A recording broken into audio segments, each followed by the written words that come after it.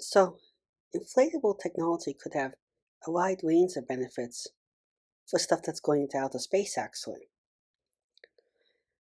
And I want to talk about a couple of ideas and also at the very end about how to make it maybe a bit better. So, let us get started on that. One is to invent an inflatable solar concentrator and something that can also work as a receiver for radio waves and signals. Now, solar cells are some of the most expensive things on a spacecraft, and having an inflatable concentrator could save significant amounts of money there. An inflatable one would just have to have plastic and some reflective material. The bigger it is, and the cheaper it could be made, and it could be made more. So if you don't need to have the perfect reflector stuff, you just make it a lot bigger for price-wise, or lower mass. Now, mass consideration is a thing in spacecrafts, and this will only be able to unfold when you're in certain orbits. So you have also that disadvantage to its full extent. By that I mean that you might not be able to use the whole concentrator away until it's far enough away from any other satellites or something, or if it's not in the atmosphere. So you might have to figure out how to have some that work in different parts of the journey, and some that only open up later on.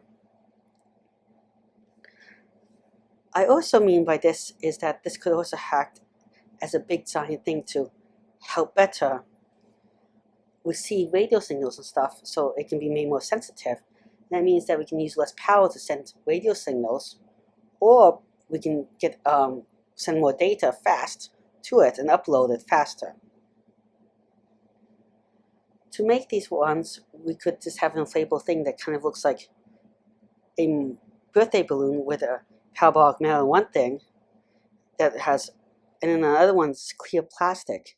To further it, maybe instead of clear plastic, you could have it have a little bit of special material properties to help focus it, such as metamaterials, which are materials where the structure gives some special properties, and those structures could be made so that they have so by the structure, instead of like the overall materials, like tiny little columns or something that help bend the light in weird ways, for example, and that can also help with the receiver. Beyond that idea, there's also the idea of using it as a giant radiator, and we can use that as a giant radiator for heat because it's a big surface area, and that's one of the, or we can use it in reverse to concentrate, get a lot of sunlight to heat up everything.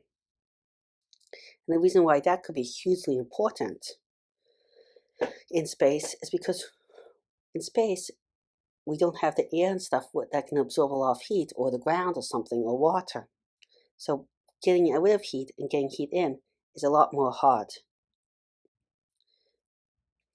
Another thing that the whole thing could be used for is actually a space debris shield. And this would have some pros and cons.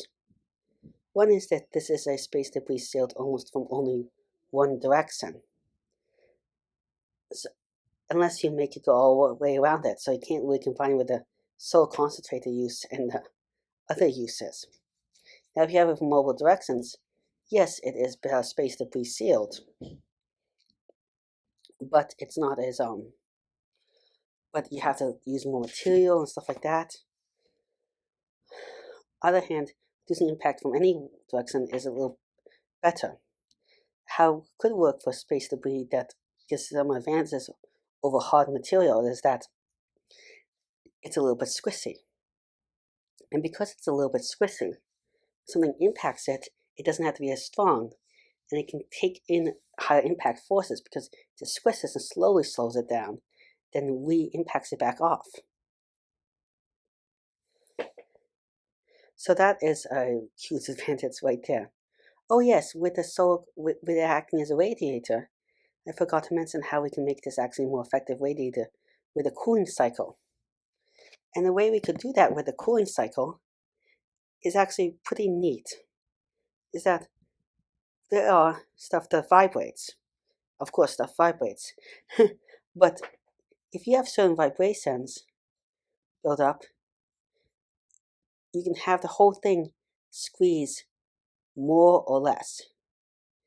And by squeezing more or less, and if you have a vibration that the whole thing at one point squeezes and becomes thinner, then that acts as a compression state where heat can be radiated out to a very wide area. Then you can have it a reverse state when it expands, and that can absorb heat from the spacecraft, as all this heat is lost from this high surface area. You would have to have a wave that is, to get this big wave though, in a small material, you probably want a wave that has some harmonics. By that means it constructively interferes so the wave keeps building up. You could do that with having smaller waves and bigger waves promoted together to combine to make these waves that work together nicely. Another thing I kind of forgot to mention with the solar cells is that concentrated solar energy actually runs solar cells more efficiently. For a variety of reasons, basically, but the simplest explanation I can give is that when you push sunlight kind of acts like a thing that pushes sun electrons in a solar cell. Now there's some pushback. I'm going to give that a -1. But if you on each of the electrons, now that you have, but if you have more sunlight, you have more force pushing the same amount of electrons, so the -1 doesn't become as big of a deal.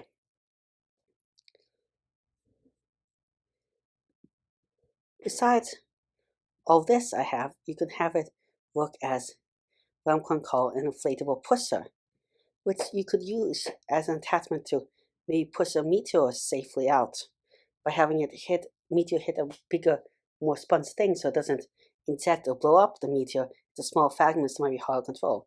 You could use it to also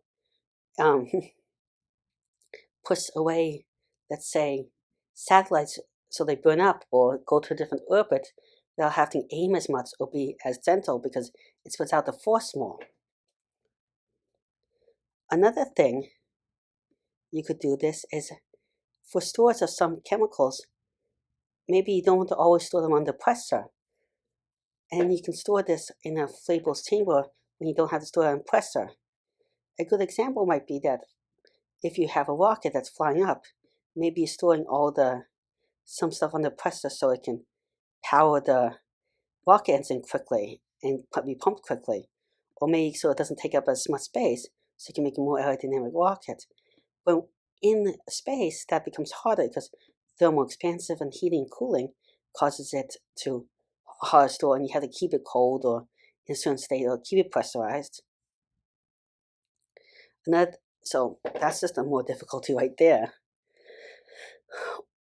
So it might just be cheaper and safer just to depressurize it in a inflatable thing and then repressurize it later.